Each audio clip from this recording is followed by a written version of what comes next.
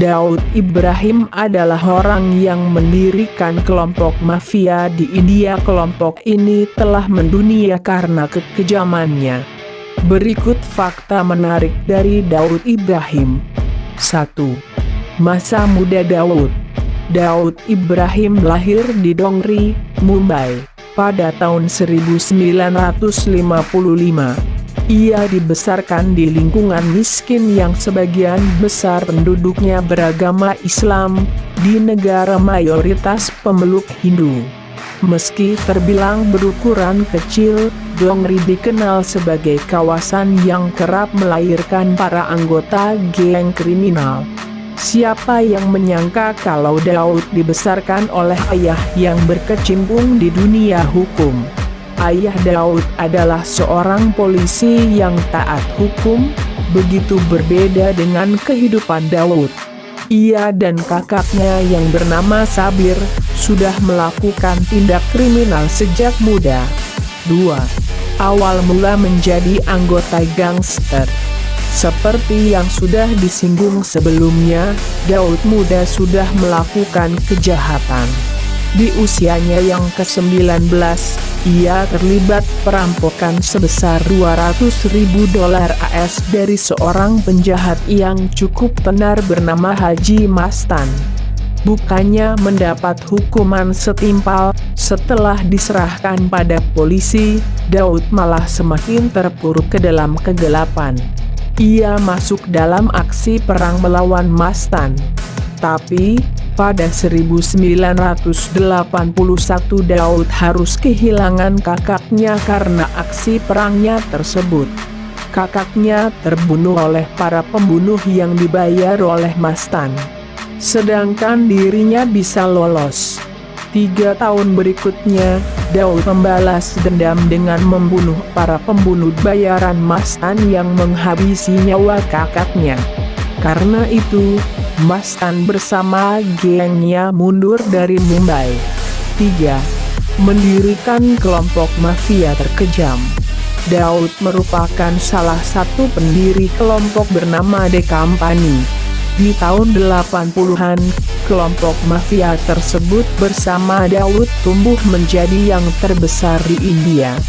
Bahkan sekarang, mereka adalah salah satu organisasi kriminal terkejam di dunia. Tindak kriminal yang dilakukan The Company tak main-main, meliputi pemerasan, penggunaan senjata api, pemalsuan, bahkan pembunuhan, dan tindak kriminal lainnya. Sekitar 10 tahun beraksi, The Company terjebak baku tembak dengan polisi Mumbai. Aksi yang terjadi pada tahun 1991 itu disiarkan secara langsung di TV.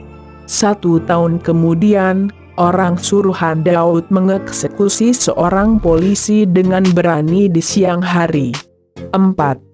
Melakukan aksi terorisme dan menjadi buronan. Beberapa tahun berikutnya, tepatnya 1993, Daud bersama The Company melakukan tindakan yang menghabisi nyawa banyak orang. Mereka melakukan pengeboman di Bombay yang menyebabkan sebagian kota hancur. Hingga 257 orang meninggal dunia dan ribuan orang terluka. Sejak kejadian itu, Daud menjadi buronan. Ia diduga kabur ke Karachi, Pakistan, dan belum diketahui keberadaannya. Tak hanya karena kasus terorisme, Daud menjadi buronan karena perdagangan narkoba, pemerasan, hingga pencucian uang. 5. Sudah jadi buronan puluhan tahun. Tak hanya menjadi buronan di negara asalnya, India, Daud juga menjadi buronan di Amerika Serikat. Bahkan, ia sampai masuk ke dalam daftar buronan paling dicari di dunia. Bakal ada hadiah $25 juta AS untuk siapapun yang berhasil menangkap anggota mafia tersebut. Ia juga ditetapkan sebagai teroris sejak tahun 2003 oleh India dan Amerika Serikat. Daud sudah menjadi buronan sejak 30 tahun, namun tak ada yang tahu keberadaan Daud yang sebenarnya ada di mana. Meski tak ada yang tahu ia berada di mana, ia diduga masih berada di Pakistan dan mendapatkan perlindungan di sana. Ia diyakini membayar perlindungan itu dengan menyuntikkan dana pada Bank Sentral Pakistan saat terjadi krisis perbankan. 6. Masih beraksi di balik layar. Selain memberikan dana pada bank di Pakistan, Daud juga meminjamkan uang kepada kelompok teroris yang tak kalah kejam di Nigeria, Boko Haram. Mereka melakukan aksi terorisme hingga membunuh puluhan ribu orang sejak 2009. Sejak kepergian Daud, The Company diketahui masih melakukan aksi kriminal yang berbasis di Mumbai. Daud sendiri dipercaya masih menjalankan tindak kriminal di Mumbai dari jarak jauh.